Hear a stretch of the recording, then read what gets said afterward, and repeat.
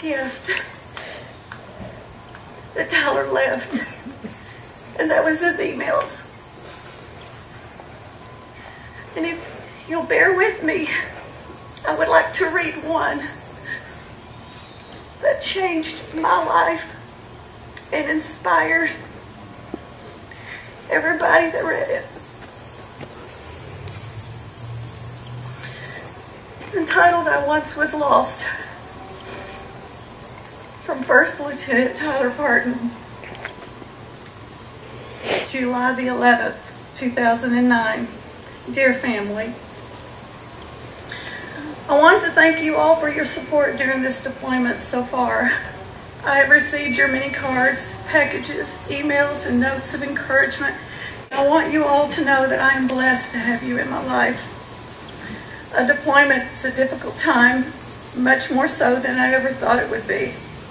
But your love has kept me going, even when times have been tougher than I thought I could bear. And I thank you.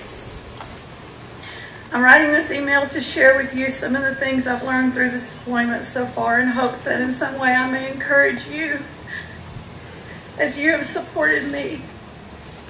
I'm no philosopher, nor am I an expert theologian, but I do have God as my guide, and I feel I must share it, all that I have been allowed to understand over the past couple of months.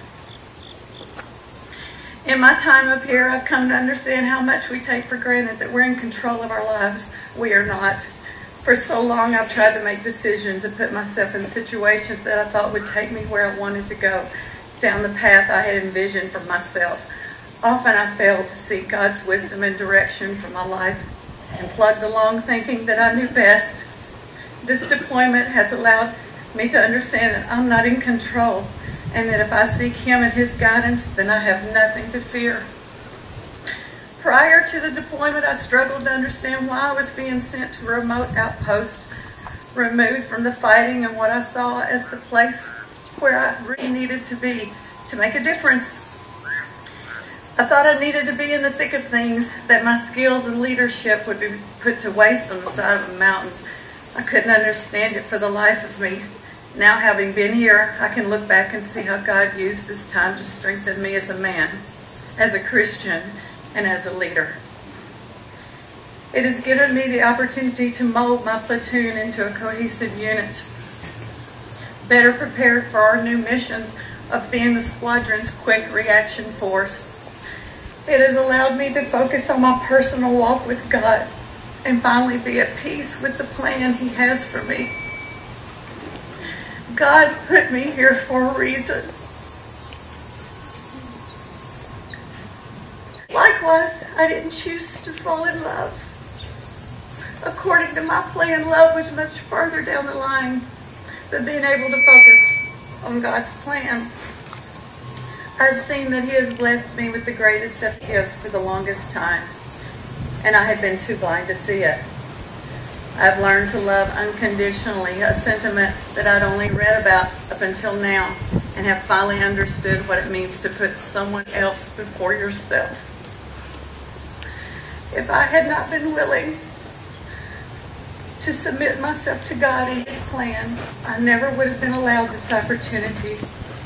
God has loved me enough to be patient with me, has forgiven me for all the times I've pushed Him away, and He's shown me grace in accepting me when I asked for His forgiveness. He did not make a list of the qualities that He wanted me to have before He loved me. He loves me for who I am, not for what He wants me to be. It is a struggle to be like that in our lives, but this is the way that we are called to love. This is how I choose to love. Love is patient. Love is not self-preserving. Love has no demands. Some things are chosen for us, and we just have to be aware enough to see it. We can only accept these gifts when we give up our pride and truly seek God's will. This is not to say that God doesn't give us choices, but He takes our choices and He makes the best of them. There are many times when I could have done things differently that would have taken me down a completely different road. That is where free will comes in. God gave me the choice of where to go to college, and that is me here today. God gave me the choice of whether or not to go to Ranger School, and the injury I sustained there led me to this platoon and this mission. God also gives us the choice of whether we seek Him and His will, or whether we continue fighting it by seeking what we think is best for ourselves. We can choose to ignore God's pleas, the weight that He puts on our hearts when we know something isn't right, and continue to go down our own path, as I did for so long. This deployment has given me an opportunity that everyone should have, the opportunity to be stripped of all worldly distractions, all of Satan's influences, and to focus on His plan for me. I've learned that when things are getting overwhelming, God will intervene and offer us a way out, a chance to renew our circumstances and find encouragement. We just have to be willing to let go of our pride and accept it. I know that God had a plan for my future. Just yesterday, I had a talk with Lieutenant Robert Brown, my squadron commander, who accompanied my brigade commander to visit us at our OP. We had a chance to talk about quite a bit, to include the future. He told me I would probably either take up an executive officer's position toward the tail end or the deployment, or remain a platoon leader for its duration and become an XO when we return. He said that either way, I was one of the lieutenants that he had planned on keeping in the squadron for a while, which isn't scheduled to deploy until 2013, as he wanted my experience and knowledge. Normally, lieutenants get shipped off to the career course or to another duty station soon after their first deployment, so to stick around is quite rare. Prior to my deployment, I might have looked at this news as disappointing. I've always sought the next step, the next turn in my life according to my plan. But as he told me this, I felt an overwhelming sense of peace and understood that God has a reason for keeping me around. I don't know where my life will lead me, but I'm excited about the possibilities. There's so much yet to be done, so many more adventures I've yet to undertake, and so much life yet to be lived. And I know that if I continue to look for God's direction, He will fulfill my desire for adventure and a passionate lifestyle to the fullest. For the first time in my life, I have let go of the reins and let God write my life story. I have been blessed to have all of you in my life.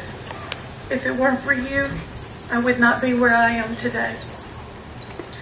I know everyone is through his or own unique struggles, whether it be in your spiritual, in relationships, in life's decisions, and I can only pray that my experience can help you put your struggles in perspective.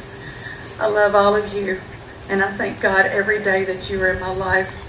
I hope that in some way you can all forgive me for being anything less than what I have been called to be as a son, as a brother, as a lover, as a friend.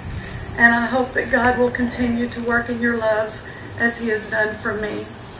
You're all in my thoughts and prayers daily, and I will see you all soon, according to His timing. With love and devotion, Tyler. Thank you.